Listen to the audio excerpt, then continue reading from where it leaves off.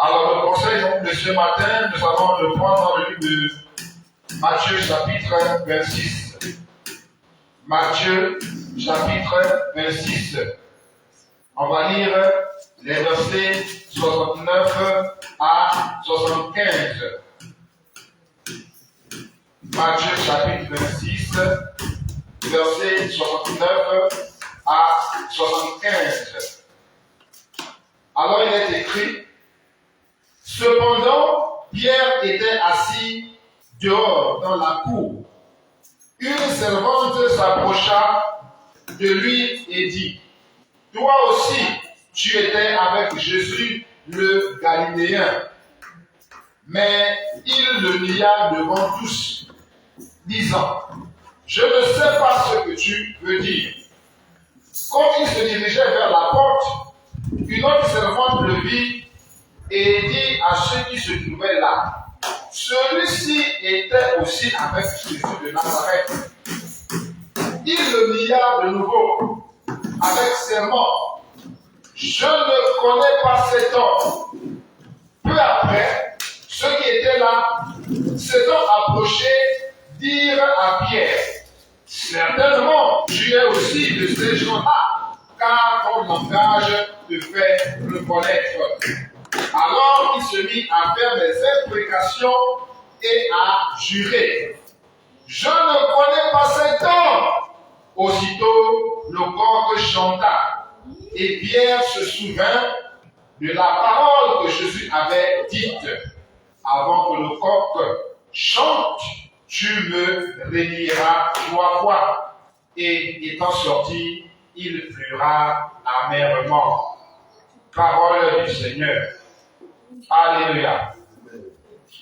Dans ce texte que nous venons de lire, on nous met en scène le reniement de Pierre. On nous montre comment est-ce que Pierre a renié le Seigneur Jésus. Pierre a renié Jésus, bien-aimé. Le puissant Pierre, l'apôtre Pierre, celui qui disait que non, moi je vais même mourir avec toi. Pour toi je vais mourir. Pierre, celui-là qui pouvait soutenir les autres, qui encourageait les autres, celui qui est même allé chercher son frère pour l'amener au Seigneur. C'est ce Pierre-là qui a renié Jésus. Bien-aimés, nous souvenons de tout ce que Pierre pouvait dire ou faire avant cet épisode-là. C'est ce Pierre-là qui était toujours devant. C'est ce Pierre-là qui était là toujours en train d'encourager les autres.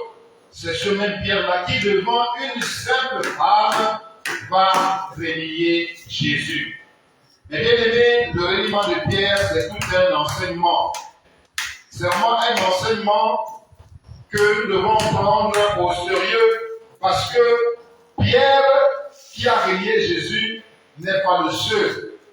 Ce n'est pas la première fois et la dernière fois que Jésus a été renié. Hier, c'était Pierre qui a renié Jésus, mais il y a encore des pierres aujourd'hui, des pierres qui renient Jésus aujourd'hui. Beaucoup d'enfants de Dieu aujourd'hui, les enfants de Dieu que nous sommes aujourd'hui, nous renions aussi Jésus d'une manière ou d'une autre, bien-aimé. Donc nous n'avons pas lancé la pierre à Pierre pour avoir renié Jésus. Mais nous aussi devons regarder à nous-mêmes pour voir de quelle manière nous renions à notre tour Jésus. Parce que, comme on dit, chacun son tour chez le coiffeur. Pierre était devant une simple femme. Il a renié Jésus. Mais devant quoi tu te présentes, ou qu'est-ce qui se présente devant toi au point que tu puisses renier Jésus? Qu'est-ce qui est positionné devant toi qui fait en sorte que tu puisses renier Jésus? C'est ça la question que tu dois te poser. C'est la question que toi et moi devons nous poser, bien-aimés. Devant la simple femme, il a renié Jésus. Devant les serviteurs de souverain sacrificateur, Pierre a renié Jésus. Bien-aimé, devant un certain nombre de personnes, Pierre a renié Jésus. C'était là les degrés d'obstacles ou encore d'épreuves. Ça marque ici le niveau d'épreuve qui était devant Pierre et qui l'ont donc poussé à renier Jésus. Quelles seront tes épreuves, bien-aimés? Quelle sera la nature de tes épreuves qui vont te pousser ou qui vont donc t'amener à renier Jésus. Alors ce matin, nous voulons donc comprendre ce qui s'est passé avec Pierre et en prendre une leçon pour ne plus tomber dans la même erreur que Pierre. Sachons d'abord que renier Jésus, ou encore le fait de renier, veut dire refuser d'assumer le statut, refuser d'assumer les responsabilités qu'on avait. Pour le cas de Pierre, c'était refuser d'assumer son statut de disciple de Jésus. Pierre a renié son statut de disciple de Jésus. Pierre a refusé d'assumer son identité de disciple de Jésus, parce qu'il était déjà disciple de Jésus. Voilà pourquoi on dit, toi tu étais avec cet homme.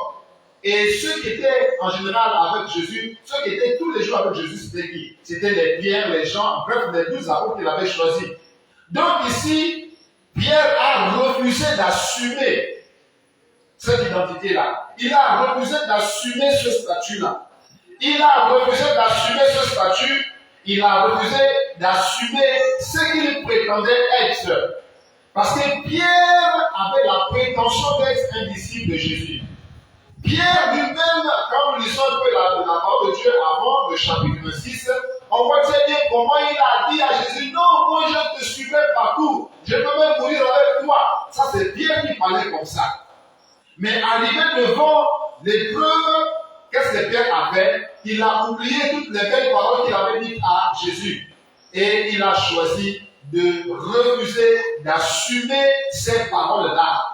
Les paroles qu'il avait prononcées avec zèle, avec fougue. Aujourd'hui, devant cette femme-là, Pierre va refuser de les assumer. Bien aimé, nous devons savoir d'entrée de jeu que suivre Jésus est une responsabilité. Marcher avec Jésus, c'est une responsabilité. Marcher avec Jésus, ce n'est pas de la blague. C'est une responsabilité. C'est une responsabilité que nous devons assumer à tout moment. C'est une responsabilité qu'on doit assumer, bien aimé. Quand on est responsable, ça veut dire qu'on doit assumer. Et comme en marchant avec Jésus, nous devons témoigner de Jésus, nous devons manifester la vie de Jésus en nous, donc ça devient une responsabilité. Ça devient un devoir pour nous de témoigner de Christ, de témoigner de la vie de Christ d'une manière ou d'une autre, par nos paroles, par nos actes, par nos pensées, par les œuvres que nous produisons, par les fruits que nous produisons, par les choses que nous faisons dans la vie de tous les jours, par notre manière de vivre. Nous avons ce devoir-là de témoigner Christ. Nous avons ce devoir-là de témoigner de la vie de Christ. Nous avons ce devoir-là d'assumer ce que nous sommes devenus en Christ. Parce que lorsque nous venons en Christ, nous devenons une nouvelle créature. Les choses anciennes sont passées. Voici maintenant, toutes choses sont devenues nouvelles. En Christ, toute chose est devenue nouvelle. Donc c'est cela que nous devons assumer. Si nous n'arrivons pas à assumer ce statut-là, si nous n'arrivons pas à assumer cette responsabilité-là, à ce moment-là, nous réunions Jésus. Parce que quand nous venons à Christ, je le répète encore, c'est pour assumer ce statut-là que nous acquérons.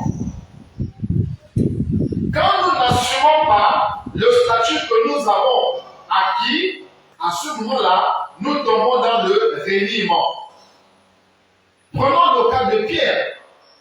Pierre avait la renommée qu'il était désormais un disciple de Christ. Quand Pierre marchait avec Jésus là, il avait les honneurs. Parce qu'on considérait les disciples de Jésus comme des hommes mis à part, comme des privilégiés. Certains voulaient être à leur place. Souvenez-vous lorsque Jésus a choisi les disciples, qui n'avaient pas voulu que Jésus le choisisse ce jour-là. Beaucoup sont ceux-là qui espéraient être choisis par Jésus. Pourquoi? Parce qu'ils trouvaient cela comme un honneur d'être choisi par Jésus afin d'être avec lui, de marcher avec lui, de le servir. Pierre a eu ce bonheur, ce privilège d'être choisi.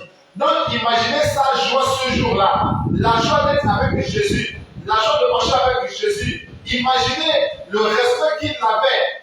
Même dans sa famille et dans sa belle famille. Parce qu'un jour, Pierre a amené Jésus dans sa belle famille pour guérir, sa belle-mère. Souvenez-vous. Donc c'était un privilège pour Pierre de marcher avec Jésus. Il assumait encore à ce moment-là le fait d'être avec Jésus. Il était content.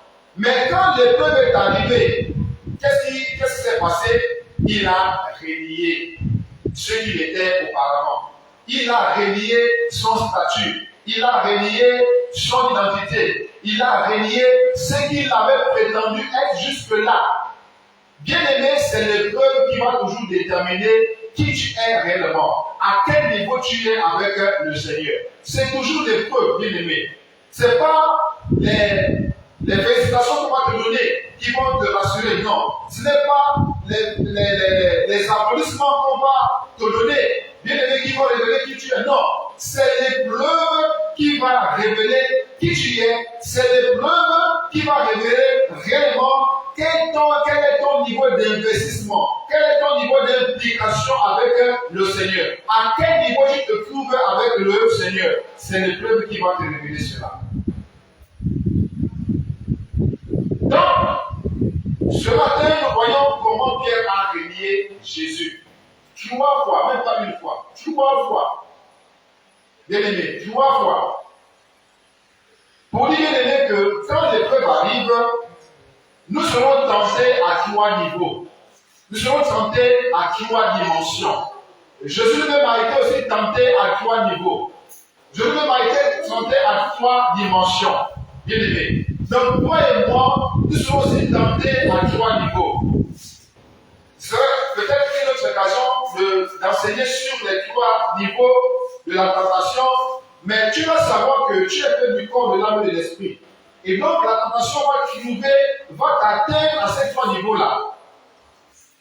Si tu as triomphé au niveau du corps, tu peux ne pas triompher au niveau de l'âme ou au niveau de ton esprit. Donc, quand la tentation va arriver, tu seras éprouvé à ces 3 niveaux-là pour que tu sois trouvé juste et irrépréhensible devant le Seigneur.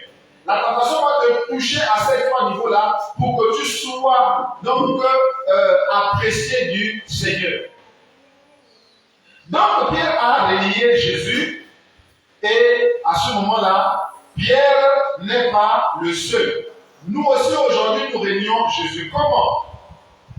Mais par notre nouvelle manière de vivre, bien-aimés.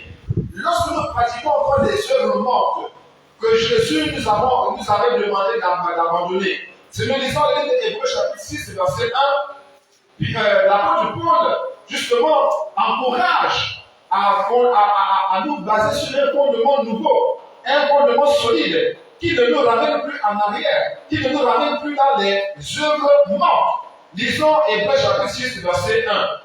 C'est pourquoi, laissant les éléments de la parole de Christ, tendons à ce qui est parfait, sans posséder de nouveau le fondement du renoncement des œuvres mortes.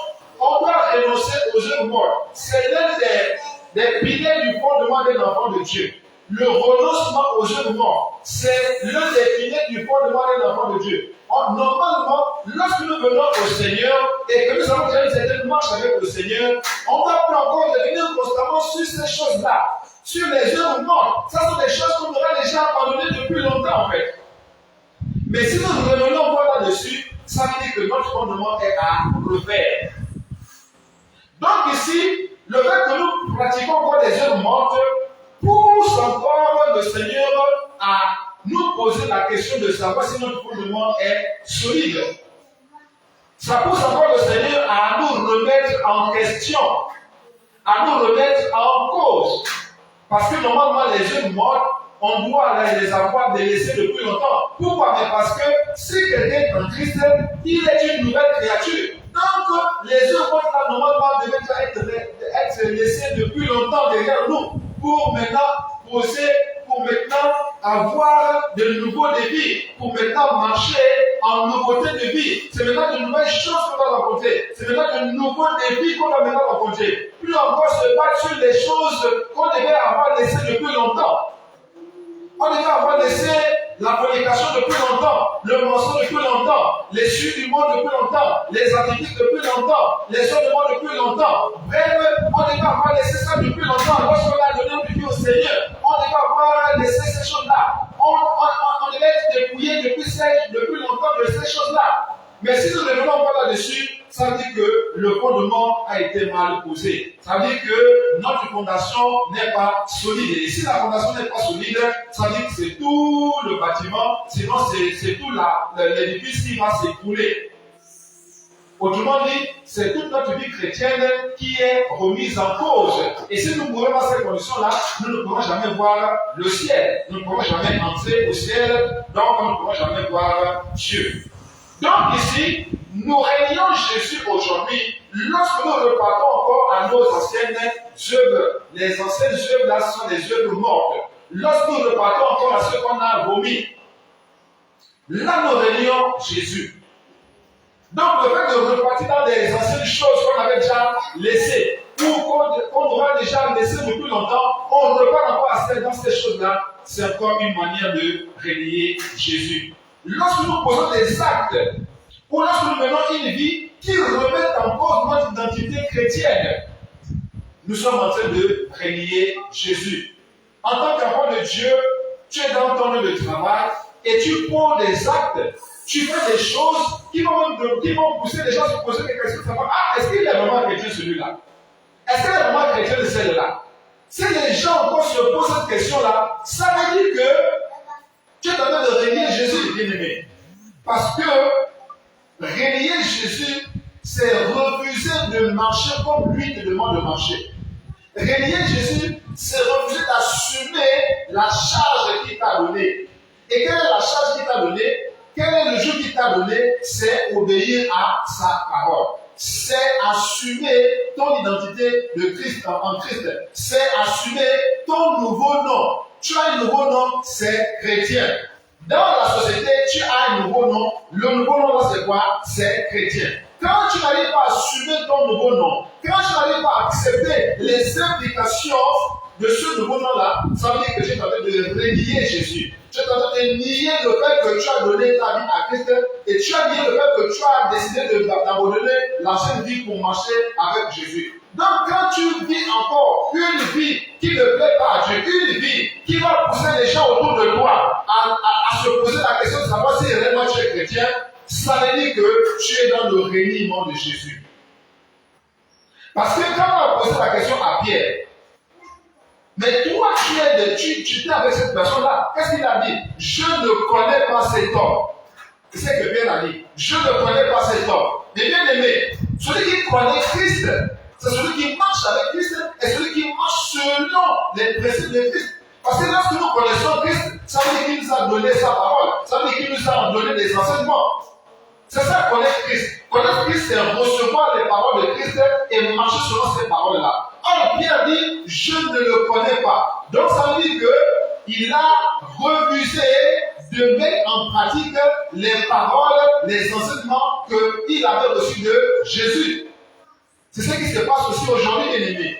Beaucoup d'enfants de Dieu que nous sommes, nous régnons Jésus. Pourquoi? Parce que nous ne marchons pas selon la parole de Christ.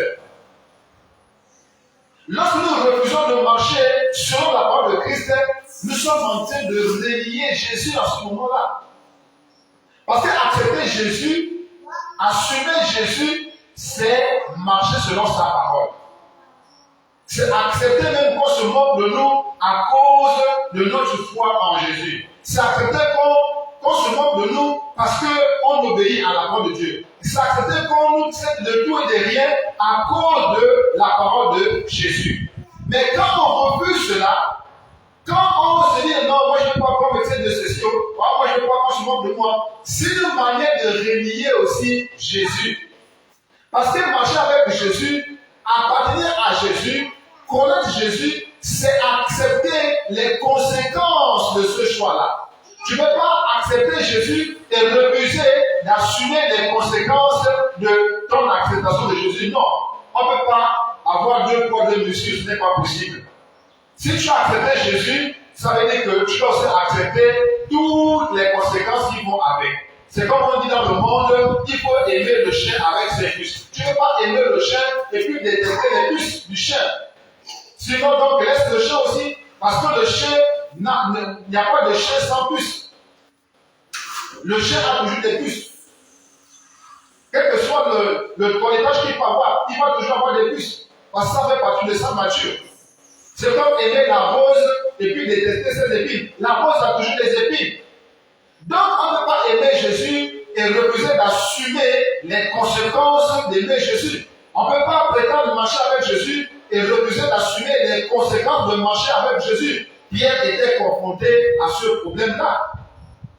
Il a marché longtemps avec Jésus. Maintenant, quand est arrivé le moment d'assumer le fait qu'il a marché avec Jésus, il a abandonné. Il a donc régné Jésus. C'est la même chose qui se passe aussi aujourd'hui. Nous disons que nous aimons Jésus. Nous disons que nous sommes des chrétiens. Maintenant, quand il s'agit d'assumer les responsabilités qui incombent dans notre marche avec Jésus, nous refusons. Nous réunions donc à ce moment-là Jésus.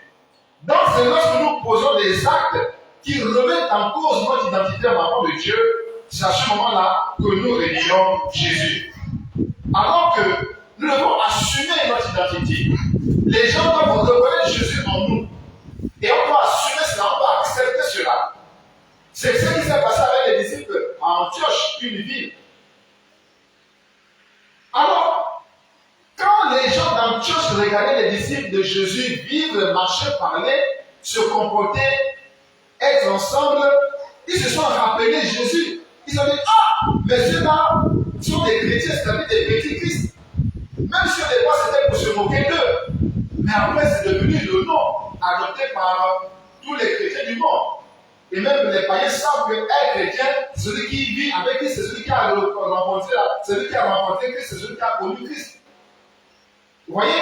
Donc les disciples d'Antioche ont su assumer leur identité de disciples de Christ au point qu'ils ont reçu un nom. Et c'est ce nom-là que nous avons hérité pour aujourd'hui. C'est parce que les disciples d'Antioche ont assumé leur statut de disciples qu'aujourd'hui nous avons le nom de chrétiens. Ils n'ont pas renié Jésus comme Pierre avait renié. S'ils avaient renié Jésus, peut-être qu'on ne devait pas connaître le nom de chrétien aujourd'hui. Peut-être. Mais heureusement qu'eux, ils ont assumé leur statut, leur identité de disciples de Jésus. Et ils ont assumé cela en ayant une certaine qualité de vie, en ayant un certain mode de vie. Et c'est lorsque les gens autour d'eux ont vu ce mode de vie-là, lorsqu'ils ont vu cette manière de vivre-là, qu'on les a appelés chrétiens. Autrement dit, c'est parce qu'eux, ils ont assumé leur statut de disciples de Jésus qu'aujourd'hui, on a le nom de chrétiens. Donc, bien aimés, si nous posons des actes qui amènent les gens autour de nous à se poser la question de savoir si réellement nous sommes des chrétiens, à ce moment-là, nous sommes en train de régner Jésus. Et on doit changer cela. Maintenant, regardons ce qui a poussé Pierre à régner Jésus. On va examiner ça pour que nous aussi, nous ne puissions pas tomber dans ce travers-là, dans cette erreur-là. Et heureusement pour lui, il s'est répandu par la suite. Mais malheureusement, beaucoup d'entre nous, on ne se répand pas. Et on meurt là-dedans et c'est la séparation éternelle avec le Seigneur. Donc, on va éviter cela en voyant ce qui s'est passé pour le cas de Pierre. Parce que Pierre est pour nous un exemple qu'on doit examiner pour corriger aussi nos vies. Les erreurs que Pierre a faites, on ne doit pas les reproduire, on doit les éviter. Voilà pourquoi la Bible de Romains chapitre 15, que tout ce qui a été écrit d'avance a été écrit pour notre instruction. Donc on doit se servir de la vie de Pierre pour corriger les mauvaises choses qui sont dans notre vie. Alors regardons la première raison qui a poussé Pierre à renier Jésus. Alors, la première raison c'est que il n'était pas prêt à assumer sa relation avec Jésus. Lorsqu'on va lui dire, toi tu étais avec cet homme, toi tu connais cet homme, Pierre va dire quoi? Je ne connais pas cet homme. Disons cela. Regardez. Verset, chapitre 26, verset 65, voilà, quand j'arrive, il dit ceci. Il le lia avec ses mots, je ne connais pas cet homme. Vous voyez? Je ne connais pas cet homme. Donc Pierre n'était pas encore prêt à assumer sa relation avec Jésus. Pierre pourtant avait déjà une relation avec Jésus. C'est ce même Pierre-là que Jésus avait dit, pour qui Jésus avait dit que non, les paroles que tu viens de recevoir là ne viennent pas de la chair, mais ça vient du Père. Quand Jésus avait dit, tu es Jésus, le Fils de Dieu. Jésus avait dit quoi, Pierre? Non, tu as reçu des paroles qui viennent de mon Père. Tu as été inspiré par le Saint-Esprit. Donc, Pierre avait déjà une relation étroite et particulière avec Jésus. Mais quand il est arrivé à un moment donné de tester cette relation-là, il n'a pas pu assumer. Donc, bien aimé, la première raison qui explique le reniement de Pierre, c'est qu'il n'avait pas encore la capacité d'assumer sa relation avec le Seigneur.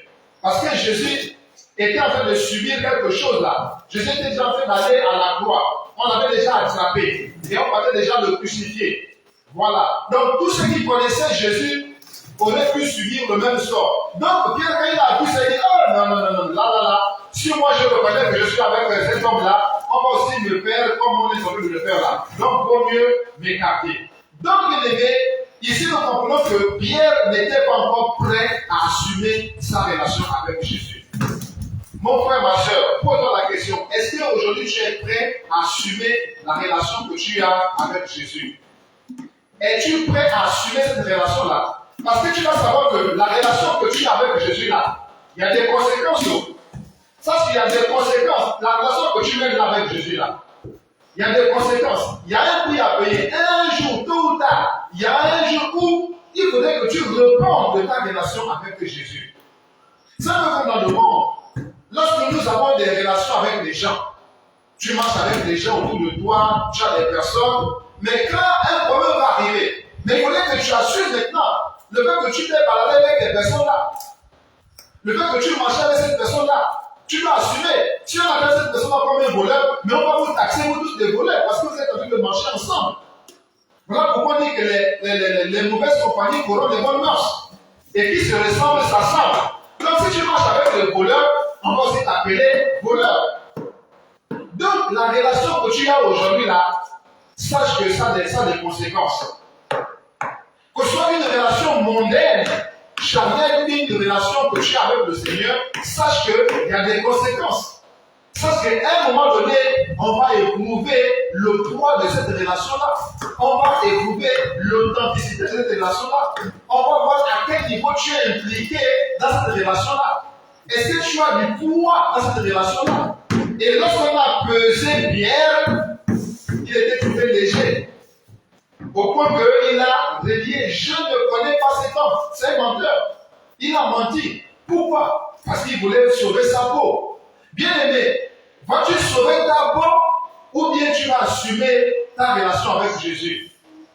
Vas-tu sauver ta peau ou bien tu vas plutôt assumer ta relation avec Jésus? Jésus a dit dans sa parole que celui qui cherchera à sauver sa vie la perdra.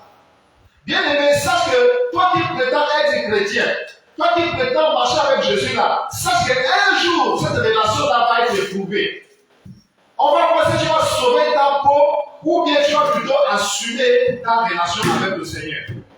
Bien aimé, être disciple de Christ, c'est s'assumer, c'est assumer. Il a dit quoi? Que celui qui veut me suivre doit porter sa croix. Donc, pour marcher avec Jésus, c'est accepter de porter sa croix. Autrement dit, c'est assumer les conséquences. Sache que quand tu marches avec Jésus là, il y a un prix à payer. Il y a des conséquences. Marcher avec Jésus, ce n'est pas anodin. Marcher avec Jésus, ce n'est pas fortuit, ce n'est pas gratuit. Il y a un prix à payer. Il y a un moment donné où il faudrait que tu choisisses où c'est Jésus, où c'est le monde. Il y a un moment donné où il faudrait que tu choisisses.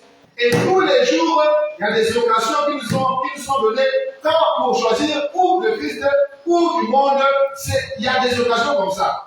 Mais il y aura des grandes occasions où tu es avec Christ ou tu n'es pas avec Christ. Et ce moment-là arrive à grands pas. Ce moment-là arrive à grands pas.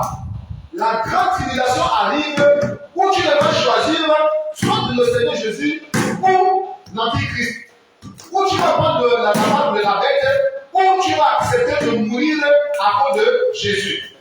Ce moment-là arrive très certainement, je peux te le rassurer, mon frère, ma soeur. Mais pour éviter ces choses-là, pour éviter ce grand moment-là, difficile-là, c'est maintenant là que tu dois assumer ton statut de chrétien. En vivant une vie qui plaît à Dieu, en marchant dans l'obéissance. Assume ton identité d'enfant de Dieu. Assume ton identité de chrétien.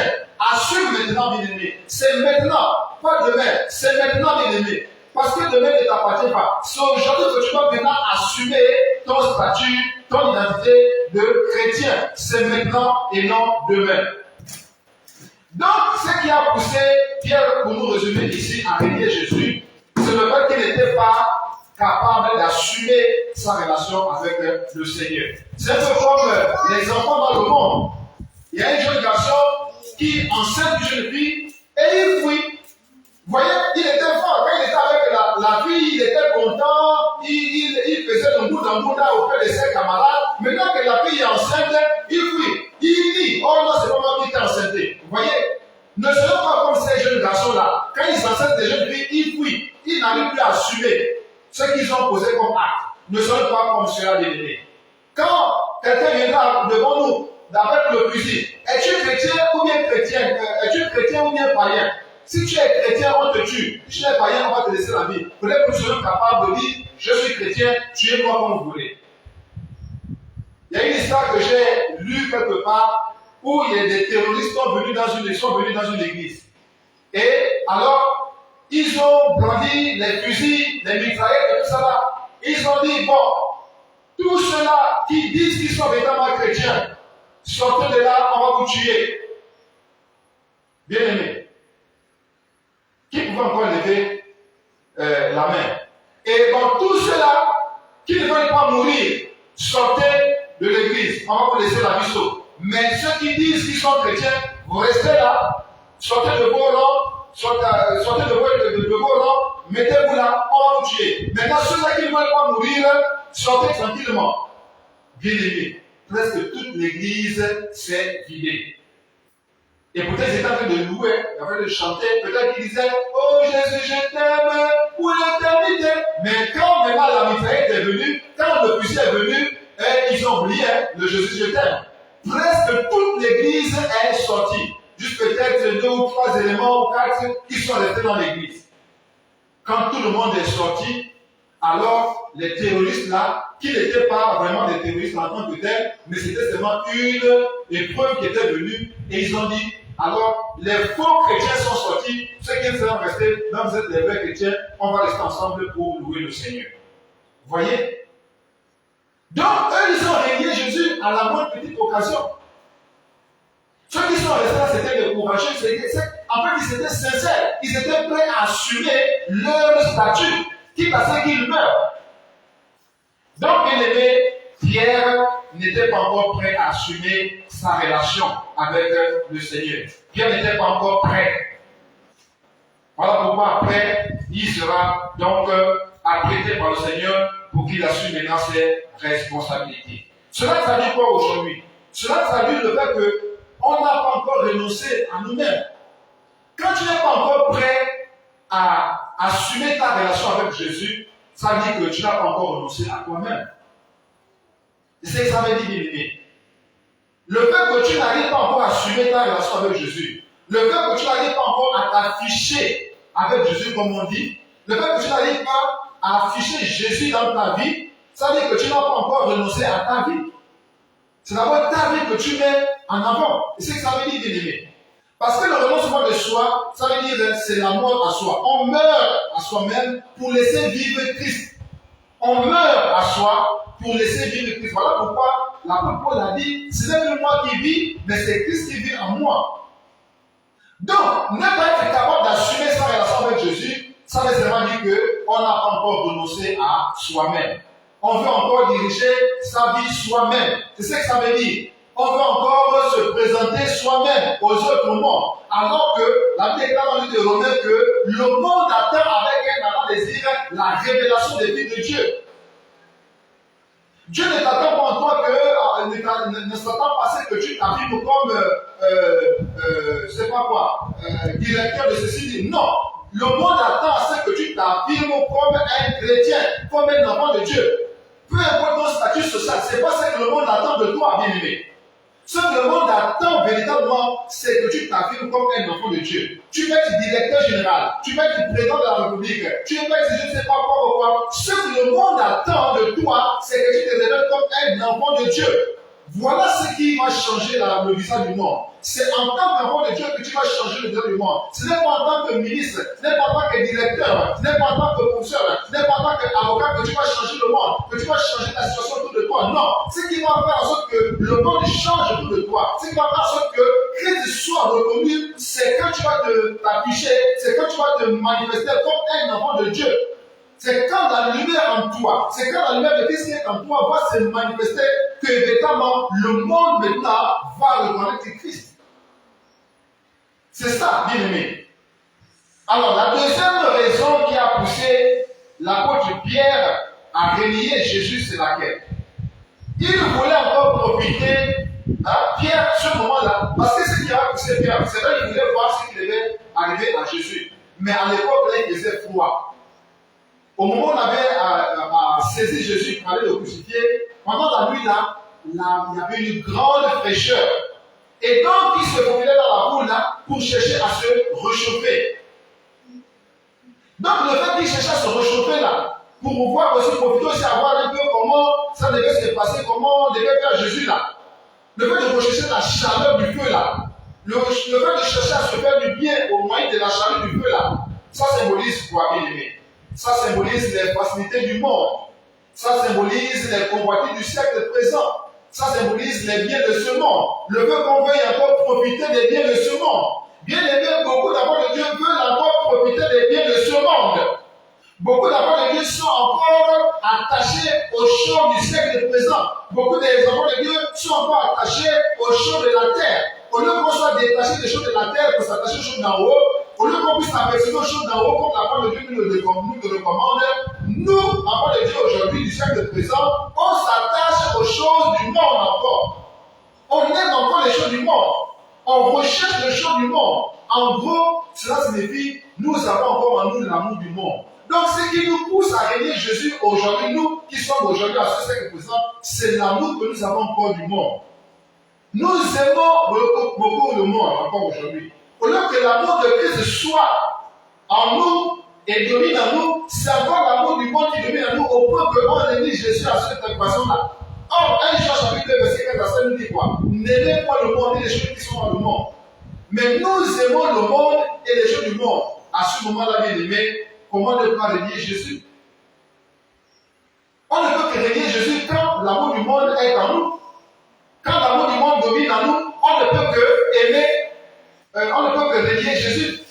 Quand l'amour des choses du monde est encore en nous, mais la conséquence c'est quoi? C'est régner Jésus, bien-aimé.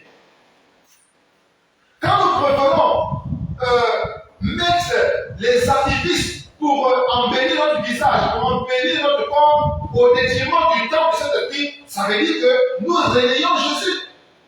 Pendant que Jésus veut que nous soyons naturels de la tête aux pieds, nous mettons des artifices sur nous. Ça veut dire quoi? Ça veut dire qu'on règne Jésus à ce moment-là pour privilégier les choses du monde. C'est ce que ça veut dire. Si vous ne comprenez pas ces choses-là, ça veut dire que, franchement, il y a un problème. Ça veut dire que le Saint-Esprit n'est pas en œuvre dans vos vies, bien-aimés. Donc, la deuxième raison, on le résume ici, c'est que Pierre voulait encore profiter de la chaleur. Pierre voulait profiter du feu. Pierre voulait profiter et satisfaire sa curiosité. Bien-aimés, nous sommes encore curieux des choses du monde. Nous voulons encore savoir ce qui se passe dans le monde. On s'intéresse encore aux choses du monde. Cette curiosité malsaine-là risque d'être fatale à beaucoup d'enfants de Dieu. Bien-aimés, nous revoyons notre manière de faire les choses. La troisième raison qui a poussé Pierre à régner, je ne sais quoi, c'est qu'il voulait être confondu à la foule pour voir ce qui devait arriver à Jésus. Il voulait se confondre dans la foule, il voulait se fondre dans la foule. Mais quand tu vas chercher à te fondre dans la foule, ce serait un malheur pour toi. La Bible déclare qu'il nous a mis à part. Il nous a sortis. L'église, c'est quoi? C'est ceux qui sont sortis du monde. Et je vais déjà nous dire dans sa parole, dans Jean chapitre 7, que nous ne sommes plus du monde. Même si on est dans le monde, mais on n'est plus du monde. Donc, chercher à se confondre dans la foule pour voir ce qui se passe, pour voir ce qui va arriver à Jésus là, c'est vouloir se conformer au siècle présent. Donc, l'attitude de Pierre, qui a consisté à se fondre dans la foule pour suivre les événements qui devaient se passer autour de Jésus, ça signifie pour nous aujourd'hui se conformer au siècle présent. Or, Romains 12 nous le dit, ou encore Romains nous interdit de nous conformer au siècle présent. Lisons Romains chapitre 12, verset 1, il est écrit. Je vous exhorte donc, frères, par les compassions de Dieu, à offrir vos corps comme un sacrifice vivant, saint, agréable à Dieu, ce qui sera de votre part un culte raisonnable. Ne vous conformez pas au siècle présent, mais soyez transformés par le renouvellement de l'intelligence afin que vous discerniez quelle est la volonté de Dieu, ce qui est bon, agréable et parfait. Jésus nous demande de ne pas nous conformer. Donc le fait que Pierre s'est confondu dans la foule pour vouloir suivre Jésus, bien que tu ne peux pas suivre Jésus en étant dans la foule. Si tu veux suivre Jésus, tu dois te détacher de la foule. Si tu veux véritablement représenter Jésus, tu dois te détacher de la foule. Tu dois te mettre à part. Parce que la mise à part, c'est quoi? C'est le fait de se sanctifier. La sanctification, c'est une mise à part. Autrement dit, nous, en tant qu'enfants de Dieu, pour se distinguer de ce monde-là, on doit vivre dans la sanctification. C'est la sanctification qui nous fait être différents des autres. C'est dans la vie de la sanctification qui nous rend différents, qui nous distingue du monde. Voilà pourquoi la Bible déclare que sans la sanctification, personne ne verra le Seigneur. Or, la sanctification, c'est quoi? C'est le fait de sortir de la foule. C'est le fait de sortir du commun des montagnes. C'est le fait de sortir du compromis du siècle présent. C'est le fait de se démarquer de la foule. C'est être mis à part pour le Seigneur. C'est ça la sanctification. Or, le principe de la sanctification, c'est quoi? C'est de se détacher des choses que le Seigneur ne veut pas. C'est de se dépouiller. On doit se débarrasser du vieil homme. Et on doit se dépouiller des convoitises du siècle présent. On doit se dépouiller des activités du siècle présent. On doit se dépouiller des idoles du siècle présent. Bref, on doit se détourner, se détacher, se séparer de ces choses-là. C'est ça le principe de la sanctification, c'est le dépouillement. Le dépouillement est donc à deux niveaux, au niveau intérieur, donc au niveau de notre cœur, et au niveau extérieur, c'est-à-dire notre apparence physique. Donc, bien aimés, nous comprenons que Pierre a voulu se confondre, a voulu se conformer à la foule, a voulu se fondre dans la foule, et malheur lui en est pris, il est obligé de régner. Bien aimé, tant que tu seras confondu dans la foule, tu vas toujours régner Jésus. Tant que tu seras confondu dans la foule, tu vas toujours régner Jésus. Tant que tu vas te conformer au siècle présent, tu vas toujours régner Jésus. La seule façon de ne pas régner Jésus, c'est de te démarquer, c'est de te mettre à part, c'est de te sanctifier, c'est de te dépouiller, c'est de vivre la sanctification du corps, de l'âme et de l'esprit. C'est comme ça que tu vas te démarquer et c'est comme ça que tu vas assumer ta relation avec Jésus. C'est comme ça que tu vas assumer ton identité d'enfant de Dieu. C'est lorsque tu vas vivre dans la sanctification du corps, de l'âme et de l'esprit, c'est quand tu vas vivre véritablement le dépouillement intérieur et extérieur, c'est à ce moment-là que tu vas assumer, c'est à ce moment-là que tu seras digne d'être appelé disciple de Jésus-Christ. C'est quand tu vas accepter de porter ta croix que tu vas être appelé digne disciple de Christ. Donc la vie de sanctification, c'est une vie de disciple. Un disciple de Jésus doit accepter la sanctification. Quand tu veux la sanctification de ton corps, de ton âme, de ton esprit, tu n'es pas disciple de Christ. Tu n'es qu'un suiveur, c'est tout. Tu es dans la foule. Et quand tu es dans la foule, forcément, tu vas renier Jésus. C'est ça le principe bien aimé. Pour terminer, qu'est-ce cache finalement derrière le reniement de Pierre? Parce qu'il y a une vérité qu'on doit maintenant sortir de là. Qu'est-ce qui se cache réellement? Le reniement de Pierre. Quelle est la vérité profonde réellement qui se cache derrière ce reniement? En fait, le reniement de Pierre révèle l'absence de la vie du Saint-Esprit en lui. Pierre n'était pas encore rempli du Saint-Esprit. Parce que c'est le Saint-Esprit là qui nous donne le pouvoir de le faire. C'est le Saint-Esprit qui nous donne la capacité d'assumer notre relation avec le Seigneur. Voilà pourquoi Jésus donne son esprit à ses enfants. Jésus donne son esprit à ceux qui décident de l'appartenir. Pourquoi il donne son esprit? Pour nous donner la capacité, la force, le pouvoir de tenir ferme et d'assumer notre choix de marcher avec Christ. Tu ne pourrais jamais servir le Seigneur si tu n'as pas encore donné son esprit. Ce n'est pas possible. Voilà pourquoi Moïse a fui l'Égypte. Pourquoi? Parce qu'il n'avait pas encore reçu le mandat. Il n'avait pas encore reçu l'onction. Voilà pourquoi Pierre a renié Jésus. C'est parce que l'Esprit de Dieu, le Saint-Esprit, n'avait pas encore habité en lui, n'avait pas encore pris possession de Pierre.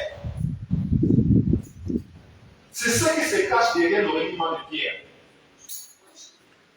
Rappelez-vous, quand il a renié cette femme-là, l'effusion du Saint-Esprit n'était pas encore là. Le Saint-Esprit n'était pas encore descendu selon la promesse de Joël, chapitre 2, 28. Mais regardez, le même Pierre qui a renié Jésus devant une simple femme. Quand nous lisons devant l'une des Actes des Apôtres, chapitre 2, à partir de verset 14 jusqu'à la fin là-bas.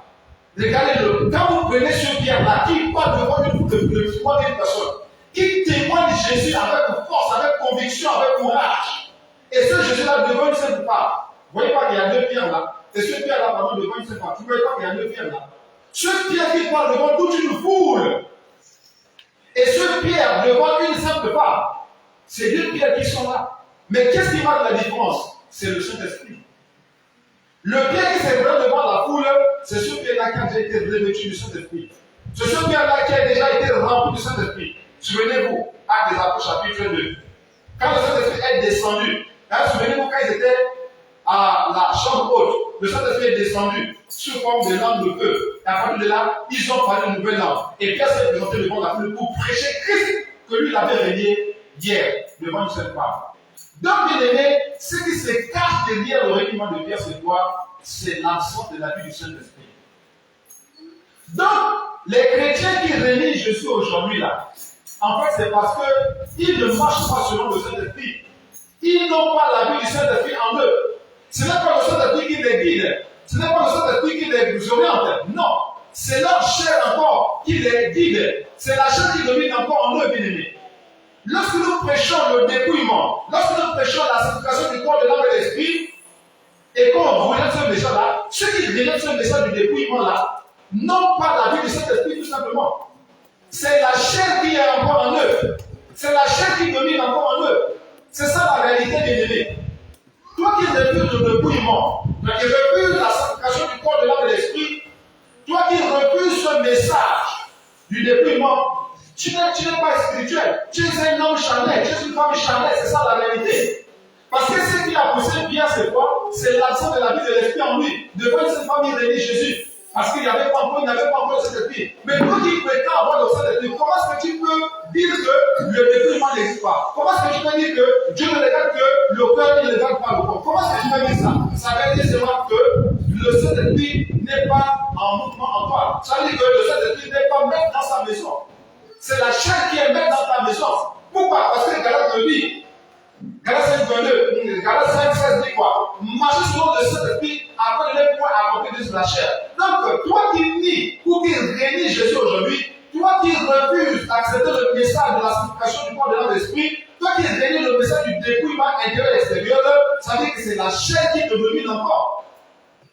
Que tu vas peut-être avoir le Saint-Esprit, mais ce n'est pas le Saint-Esprit qui domine en toi. Le Saint-Esprit a existé en toi. Toi qui réunis le message du dépouillement, c'est ça la vérité.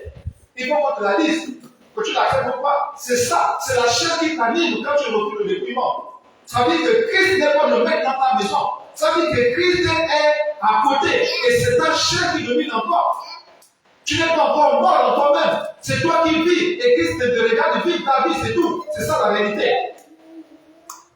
Donc, mon frère, tu dois savoir que quand le Saint-Esprit n'est pas en toi, ou qu'il n'est pas maître en toi, quand ce n'est pas le Saint-Esprit qui est pleinement en toi, quand ce n'est pas le Saint-Esprit qui domine en toi, c'est forcément la chair qui domine.